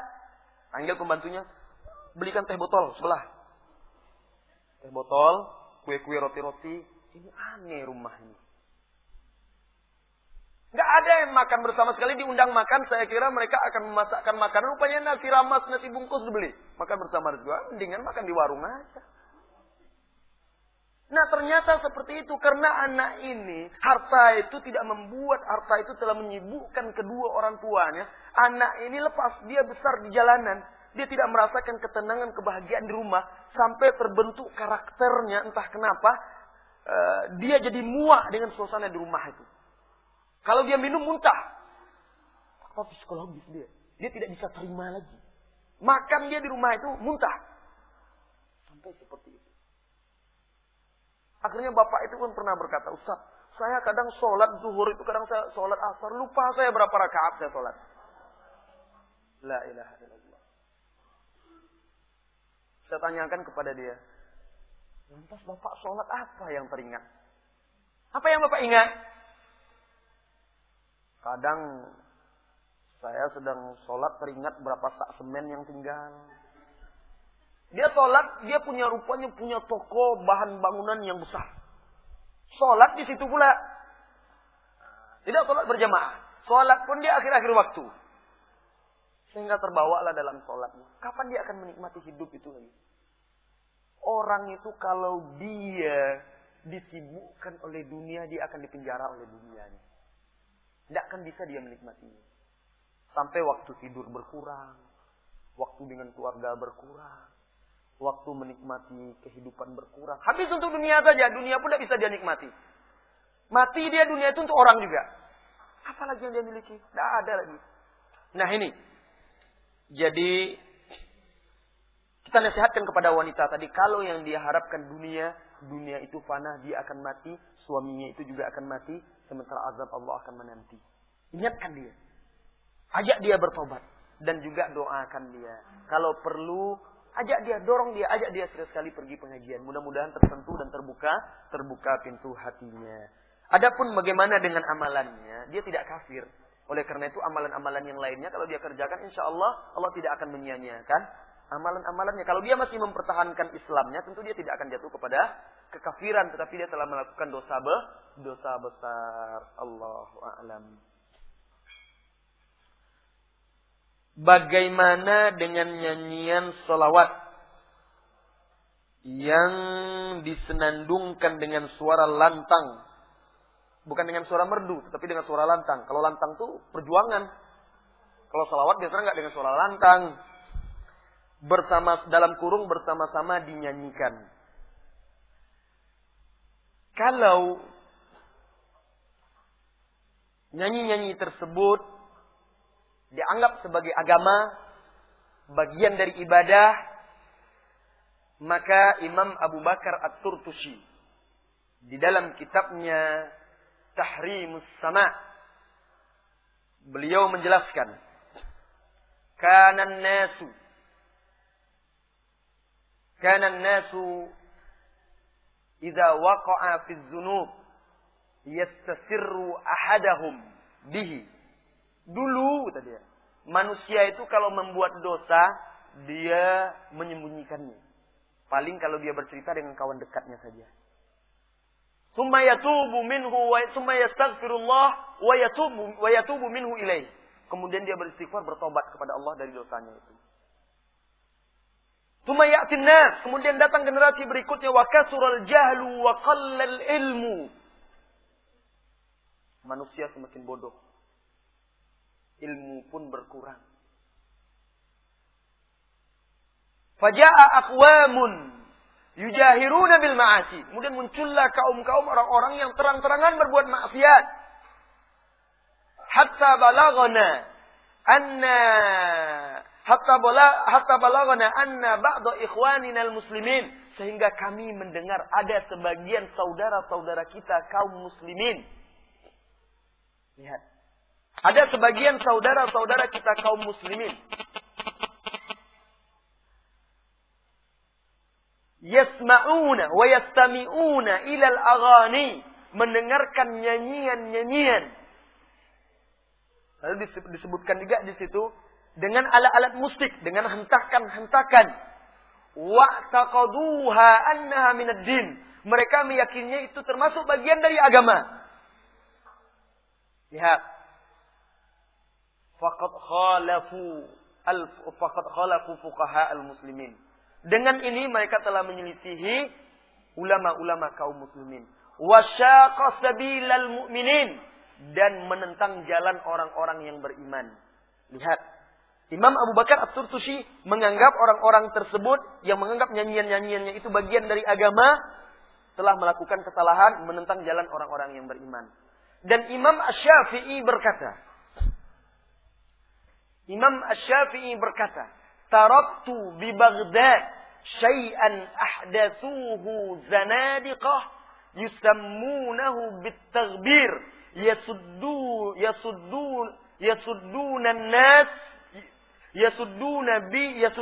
an-nas bihi anillah. Saya tinggalkan di Baghdad sebuah perkara yang dibuat-buat oleh orang zindik. Mereka menamakannya taghbir, bukan takbir, tapi pakai ghain. Taghbir. Apa itu taghbir? Ibnu Qayyim al-Jauziyah di dalam kitabnya Ighatsatul Lahfan menjelaskan yang dimaksud dengan taghbir itu bait-bait syair yang berisi ajakan untuk zuhud di dunia, lalu disenandungkan oleh seorang penyanyi.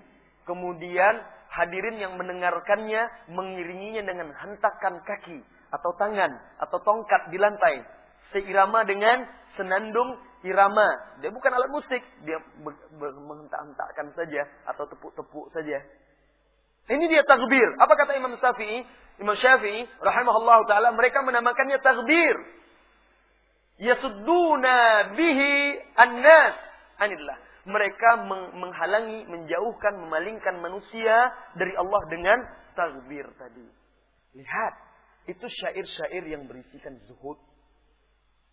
Kalau nyanyi-nyanyi tersebut dianggap mendekatkan diri kepada Allah, bisa bagian dari ibadah, maka ketahuilah wahai ukhti, wahai saudariku, di dalam Islam tidak ada ibadah itu yang berbentuk nyanyian. Kalau ibu-ibu ingin tahu agama yang kalau mereka ibadah bernyanyi, lewatlah depan gereja. Mereka memuji-muji Tuhan mereka, memuji-muji Nabi, Rasul-Rasul mereka itu dengan nyanyi-nyanyian. Ada kidung-kidung ini, kidung itu dan segala macam. Bernyanyi-nyanyi. Agama Islam tidak. Kalau dia beribadah itu dengan penuh khusyuk. Nampak ketundukan. Nampak rasa takut. Dengan penghayatan. Dan selawat itu adalah ibadah. Karena diperintahkan oleh Allah dan Rasulnya. Allah tabaraka wa ta'ala berfirman, Innallaha wa malaikatahu yusalluna ala nabi. Sesungguhnya Allah dan malaikat berselawat kepada Nabi. Muslimat, selawat kepada Habib kita Mustafa. Berselawat kalau disebutkan namanya. Sallallahu alaihi wasallam. Allah dan malaikat berselawat. Ya ayyuhalladzina amanu sallu alaihi wa sallimu taslima, perintah Allah. Wahai orang-orang yang beriman, berselawat dan ucapkanlah salam kepadanya. Jadi itu perintah Allah. Kalau perintah Allah, kalau itu ibadah, tidak boleh kita lakukan dengan kemauan kita. Harus sesuai dengan perintah Allah, harus sesuai dengan perintah Rasulullah. Ibadah di dalam agama kita tidak diiringi dengan nyanyi-nyanyian. Lihat, ibu-ibu, saya ingin aja ibu-ibu berpikir. Seharusnya kapan kita berselawat? Ketika nama beliau disebut. Sampai-sampai Rasulullah sallallahu alaihi wasallam bersabda, al-bakhil alladzi dzukirtu indahu falam yusalli alayya. Orang yang pelit itu orang yang disebut namaku di dekatnya dan dia tidak berselawat. Ya. Nah, lihatlah ketika ada senandung-senandung selawat yang dibaca dengan suara yang lantang bersama-sama dengan irama-irama, akhirnya mereka terhalangi dari yang sunnah. Mereka gandrung dengan itu, lalu ketika nama Nabi disebutkan malah tidak berselawat. Ya kan? Berapa banyak disebut nama Nabi? Muhammad. Ya. Tetapi yang tidak dicontohkan malah dikerjakan. Nah begitu nyanyi. Itu yang seperti dikatakan oleh Imam Syafi'i tadi. Akhirnya akan menjauhkan mereka dari yang sunnah. Dari yang hak. Seharusnya berselawat. Memperbanyak selawat ketika disebut namanya. Itu tempatnya. Nah, ini malah disebut namanya tidak berselawat. Malah sibuk menyenandungkan dan menyanyikannya. Kemudian juga tidak memberikan asar kok bekas di hati. Apalagi kalau yang menyenandungkannya ibu-ibu. Penontonnya hanya akan melihat suaranya saja. Ya. Paduan suaranya, kornya. Nah, pakai pula ada backing vokalnya di belakang. Ya. Itu sudah sama seperti musik. Ya, seperti musik. Saudari-saudariku kaum muslimat yang dirahmati oleh Allah Tabaraka wa Ta'ala. Jika kita termasuk orang yang hati kita bergetar, tersentuh, mendengar musik dan nyanyian, ketahuilah Al-Quran melarang kita untuk itu. Hadis-hadis Rasulullah Sallallahu Alaihi Wasallam di Sahih Bukhari dan lain-lainnya melarang kita mendengar musik dan nyanyian. Di dalam hadis yang disahihkan oleh Syekh Al-Albani rahimahullahu taala, Rasulullah sallallahu alaihi wasallam bersabda, "La yashrabanna aqwamun min ummati," akan ada sekelompok umatku yang meminum minuman keras, yusammunahu bighairi ismi, mereka menamakannya dengan bukan namanya. Summa yunzafu alaihim bil ma'azif, lalu dimainkan alat musik, wal mughanniyat, dan penyanyi-penyanyi tampil di hadapan mereka, penyanyi-penyanyi wanita. Yakhsifullahu bihimul ard, Allah akan tenggelamkan mereka dalam perut bumi. Akan datang nanti, kata Rasulullah, masanya akan ada orang yang seperti itu. Allah akan tenggelamkan mereka ke dalam perut bumi. Wa ja'ala minhumul qiradata wal khanazir, dan di antara mereka ada yang dikutuk menjadi kera dan babi. La ilaha illallah. Ingat, tidakkah cukup bagi kita bahwasanya musik, nyanyian adalah mantra zina dan kefasikan? Ya. Tidakkah cukup bagi kita, wahai ibu-ibu, wahai wanita muslimat, bahasa kita, bahasa Al-Quran, bahasa Arab. Artis, penyanyi itu kalau bahasa kita kan seniman ya. Disebut seniman. Dalam bahasa Arab, seniman itu disebut fanan. Fanan itu sinonimnya dalam bahasa Arab adalah himar. Himar itu dalam bahasa kita adalah keledai. Jadi dalam bahasa Al-Quran penyanyi itu keledai. Tidak cukup itu membuat kita menjauhinya. Itu bahasa kita. Kita saja yang tidak tahu, padahal Al-Quran menamakan bahasa Al-Quran, menamakan seniman itu himar, keledai. Dalam bahasa Arab. Ya. Nah, tidak perlu. Insya Allah Al-Quran lah yang akan menggerakkan kita. Lihatlah wahai para wanita muslimat. Al-Quran akan memberi syafaat kepada kita di hari kiamat. Musik nyanyian akan memberi syafaat. Tidak. Surah Al-Baqarah, surat Ali-Imran, dalam hadis Abu Hurairah, hari kiamat ketika manusia dikumpulkan di padang mahsyar, maka surat Al-Baqarah, surat Ali-Imran, ka'annahuma ghamamatan, seolah-olah dua awan yang akan menaungi sahibuhuma, menaungi orang yang membacanya dan mengamalkannya. Surat Al-Mulk, Tabarak, di dalam hadis Abu Daud juga dikatakan akan memberi syafaat kepada orang yang membaca dan mengamalkannya. Mana ada nyanyian memberi syafaat? Ya? Oleh karena itu, Beribadahlah kita sesuai dengan ajaran Rasulullah SAW, termasuk salawat itu bagian dari ibadah. Maka hindari bersalawat dengan disertai nyanyi-nyanyian. Allahu a'lam. Masih ada pertanyaan yang lain banyak ini. Ustaz, umumnya orang-orang Indonesia dapat ilmu agama hanya di sekolah, SD, SMP, SMA, dan seterusnya. Bagaimana orang tersebut biar sadar hatinya, menyenangkan hati orang tersebut akan tahu ilmu din, cinta kepada Allah, cinta kepada Rasul. Sementara pengajaran-pengajaran yang kebanyakan adalah pengajian bid'ah. Sulit sekali mengajak kepada agama yang hak. Mohon saran. Syukron. Afwan. Jadi cara berdakwah, mengajak orang tentu berbeda-beda dari setiap kaum atau setiap orang sesuai dengan tingkat intelijensia dia, tingkat akal dan pola pikir dia, latar belakang dia. Jadi berbeda-beda. Orang desa berbeda dengan orang kota, orang yang berpendidikan berbeda dengan orang yang tidak berpendidikan. Oleh karena itu, ketika kita hendak berdakwah menyadarkan seseorang, kita lihat kondisi dia, lihat karakter dia. Ada seseorang itu baru dia mau tunduk menerima kebenaran setelah berdebat. Selagi dia masih punya pelor, ditembaknya terus. Habis pelurunya, tidak ada senjata dia lagi baru. Oh iya Ustaz, iya Ustaz. Kalau masih bisa membantah, dibantahnya juga. Ada orang seperti itu. Ada juga orang tidak. Karakter dia memang Allah berikan tabiatnya lembut. Sehingga dia tidak bisa dikeraskan. Harus dengan lembut pula. Ya, dihargai, dihormati. Ada pula cara orang dengan diberi hadiah. Diberi hadiah. Lihat Rasulullah, dakwah Rasulullah seperti itu. Ada kalanya Rasulullah memberi hadiah. Ada kalanya Rasulullah merangkulnya. Ada kalanya Rasulullah menasihatinya. Bahkan walaupun orang itu pelaku maksiat, tidak boleh kita menghina dan merendahkannya. Tidak boleh kita merendahkan dan menghinakannya. Saya teringat ada salah seorang sahabat, dan itu sahih riwayatnya. Namanya Abdullah.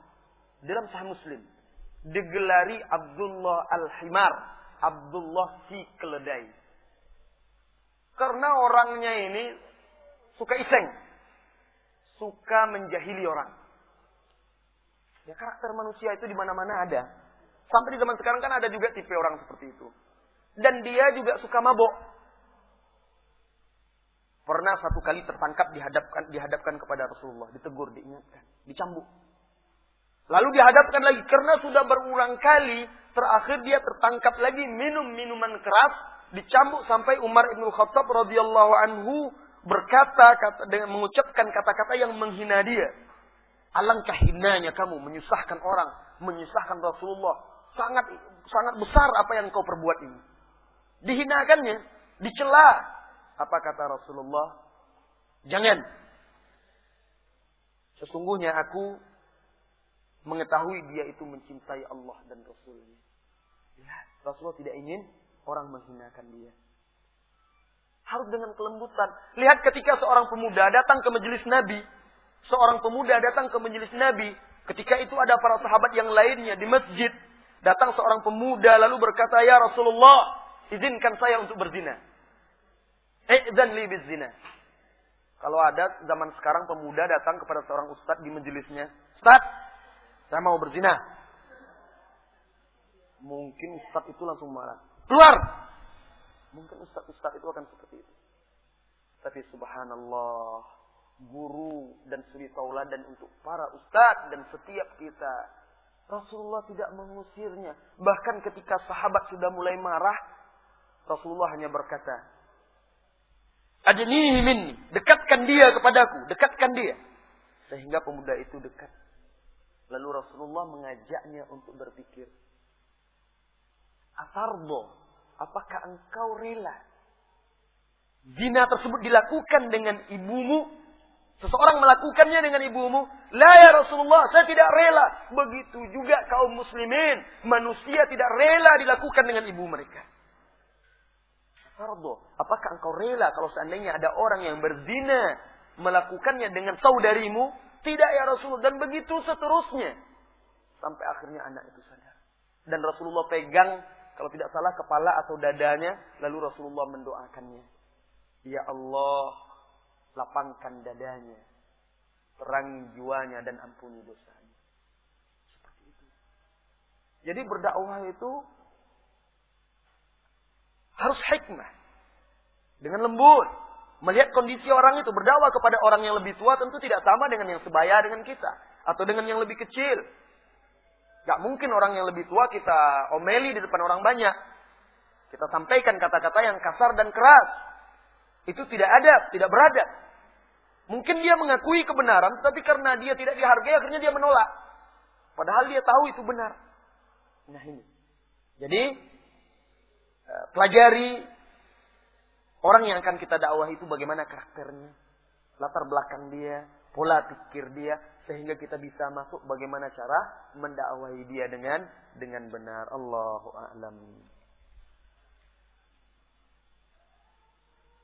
Orang tua saya kedua-duanya sudah meninggal.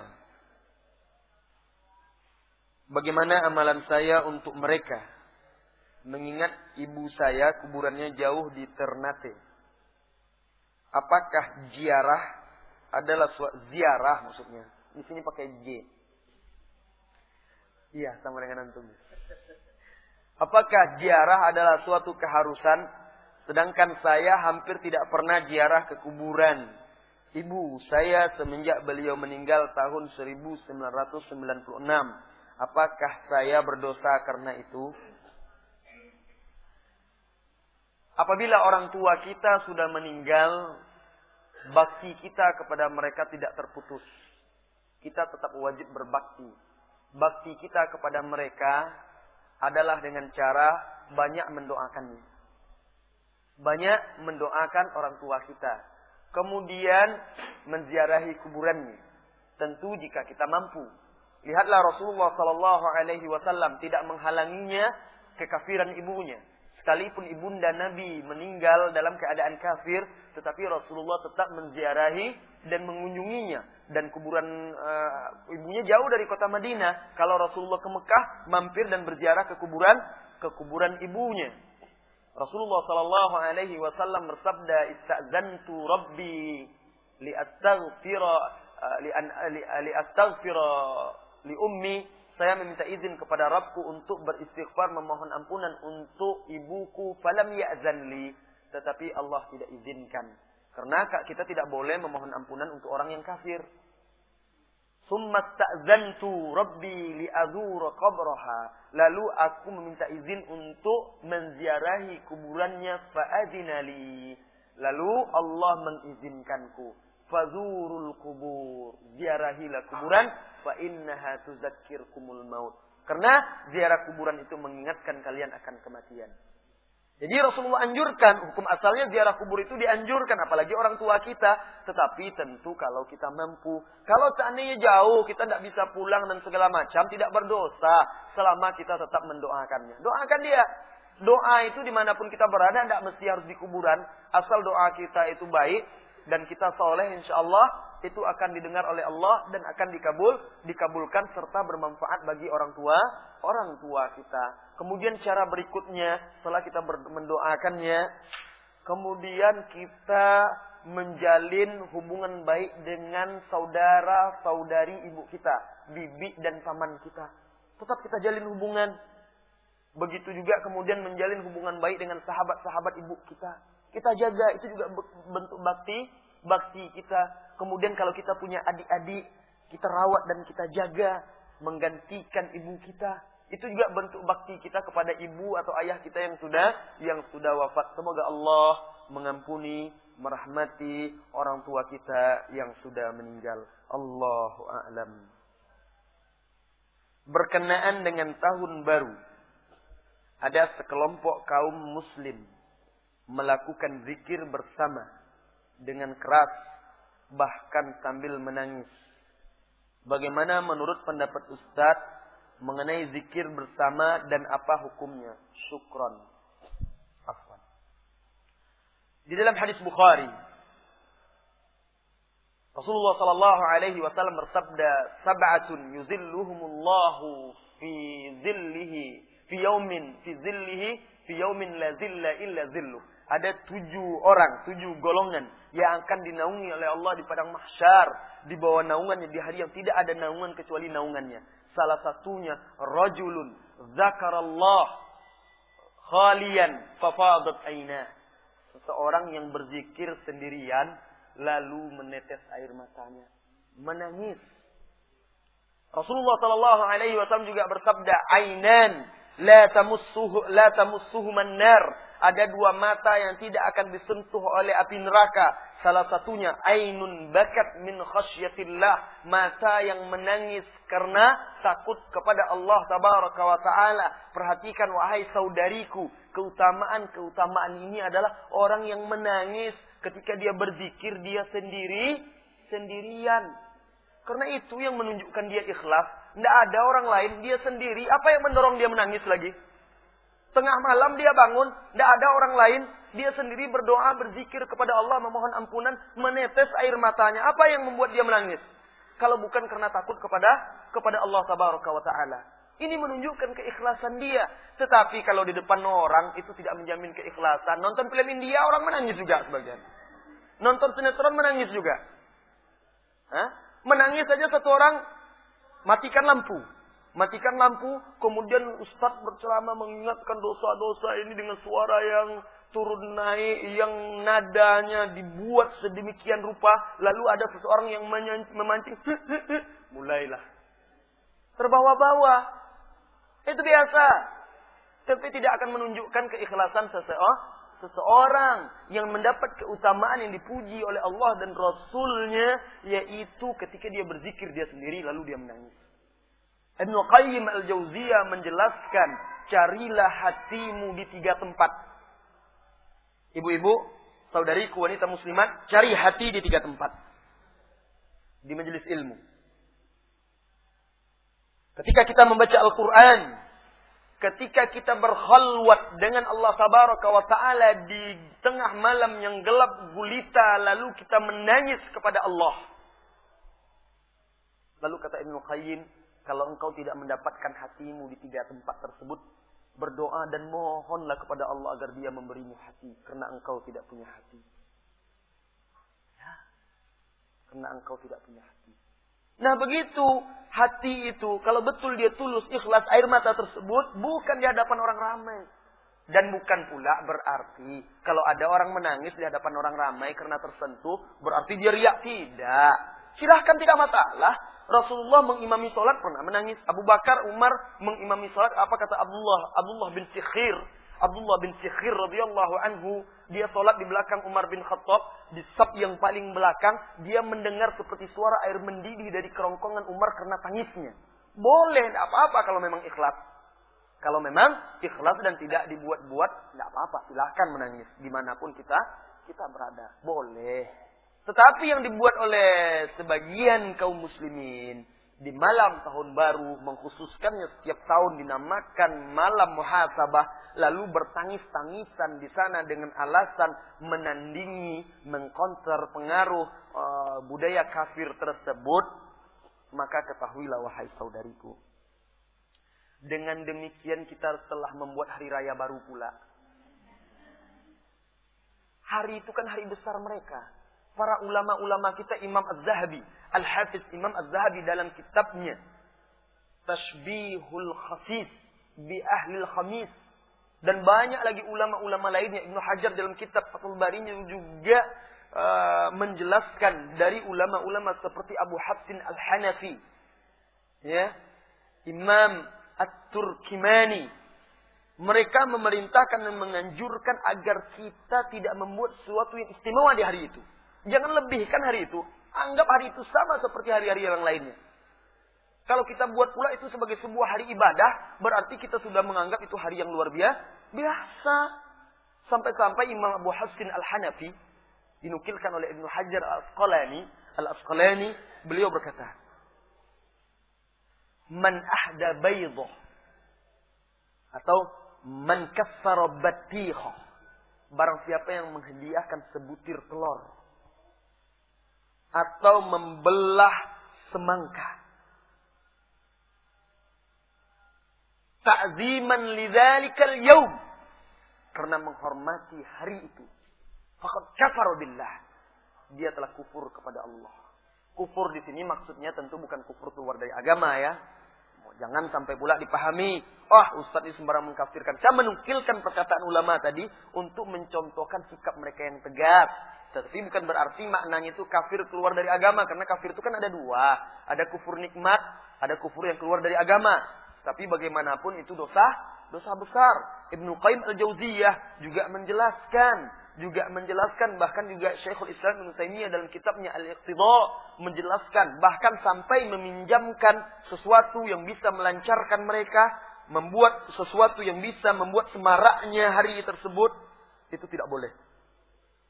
Nah, kalau orang itu merayakannya, kita malam itu kita rayakan pula walaupun dengan cara kita, maka sama saja kita sudah membuat hari itu punya keistimewaan khusus. Tidak ada. Sedangkan malam Idul Fitri saja, malam Idul Adha, kalau dikhususkan untuk bertangis-tangisan, berzikir, sholat malam berjamaah, maka para ulama mengatakan itu bid'ah. Tidak boleh. Nah, ini ada pula hari orang itu pula yang kita lakukan. Ya, lantas apa yang kita lakukan kalau begitu, Ustaz? Tetap di rumah, wahai para ukhti, wahai para saudariku. Allah Ta'ala berfirman, wa qarna fi buyutikunna, tetaplah tinggal di rumah hari itu. Udah di rumah aja bawa keluarga kita. Karena di luar banyak maksiat. Di rumah aja kita. Ya, di rumah bersama-sama. Sudah baca buku, bercerita dan segala macam. Atau kita pergi ke masjid cari tempat yang jauh dari maksiat. Tanpa melebih-lebihkan hari tersebut. Allahu a'lam. Mana tadi udah ya? Terakhir karena mau zuhur lagi. Zuhur jam berapa di sini? Hari Ibu dirayakan. Bagaimana ibu-ibu yang dirahmati oleh Allah Tabaraka wa Ta'ala? Tidak ada ajaran yang paling memuliakan ibu kecuali Islam. Mana agama yang meninggikan derajat ibu seperti Islam itu tidak akan ada. Sampai dijadikan ibu itu sebagai pintu surga yang tengah oleh Rasulullah Sallallahu Alaihi Wasallam. Sampai seorang sahabat yang hendak berjihad bersama Rasulullah, berjuang di jalan Allah, yang mana jihad itu, jihad kata Al-Hasan Al-Basri, likulli tariqin mukhtasar. Setiap jalan itu ada jalan pintas. Setiap jalan ada jalan pintas.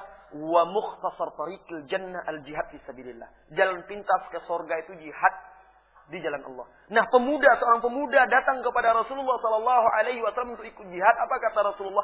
Alaka abawan. Engkau punya kedua orang tua? Bala ya Rasulullah. Benar ya Rasulullah. Lalu Rasulullah berkata, fafihima tujahid. Berjihadlah kamu pada keduanya. Berbakti, berbuat baik kepada keduanya. Dalam riwayat lain, Rasulullah bertanya bagaimana engkau meninggalkan keduanya. Dia bercerita, aku meninggalkan keduanya dalam keadaan menangis. Irji fa'adhikhuma. Kembalilah buat keduanya tertawa. Sebagaimana engkau membuat keduanya menangis. Lihat. Padahal untuk beribadah, berjihad itu, yang besar pahalanya langsung masuk surga insyaAllah kalau mati syahid. Karena dia meninggalkan orang tuanya dalam keadaan menangis, tidak mengizinkannya, disuruh kembali lagi. Ya. Begitu besarnya Islam. Jadi tidak perlu lagi sebenarnya, kalau kita ingin mengetahui kedudukan seorang ibu, ingin menghargainya, ingin menghormatinya, cukup pelajari aja Islam. Tidak perlu ada hari ibu lagi. Iya, anak-anak kita tuh ajarkan dia berbakti, akhlak yang benar, ajarkan prinsip Islam. Dan contohkan pula kita berbakti kepada orang tua kita, agar anak kita ikut berbakti pula dia. Maka sepanjang masa dia akan ingat kepada kita. Sepanjang masa anak kita akan ingat kepada ibunya. Ibunya yang dulu bersusah payah hidup mati melahirkannya. Ibunya yang dulu rela menyusuinya daripada berdada seksi. Ibunya yang dulu lebih rela hamil, perutnya buncit daripada berpanggul seksi. Untuk demi dia, ibunya yang rela tidak tidur malam agar dia bisa tidur. Ingat dia. Tidak seperti sekarang, banyak generasi sekarang, anak-anak sekarang tidak peduli sama ibunya. Padahal hari ibu terus saja setiap tahun. Ya? Jadi Islam Al-Quran bahkan sudah mengingatkan itu. Melebihkan ibu. Bahkan hak ibu itu 3:3 dibandingkan hak seorang ayah. Beruntunglah wanita-wanita yang menjadi ibu di dalam Islam. Kita cukupkan sampai di sini ibu-ibu. Saya mohon maaf. Kesalahan-kesalahan, kekurangan dan khilaf adalah dari saya dan dari syaitan. Kebenaran hanyalah dari Allah dan dari Rasulullah sallallahu alaihi wasallam. Semoga Allah mengampuni dosa kita, meneguhkan kita di atas kebenaran, tetaplah berjuang untuk agama Allah tabaraka wa taala agar kita bisa bertemu dengan Allah dan Rasulnya di yaumil qiyamah. Wa sallallahu wa sallama ala nabiyyina Muhammad walhamdulillahi rabbil alamin. Subhanakallahumma bihamdika asyhadu an la ilaha illa anta astaghfiruka wa atubu ilaik. Assalamualaikum warahmatullahi wabarakatuh.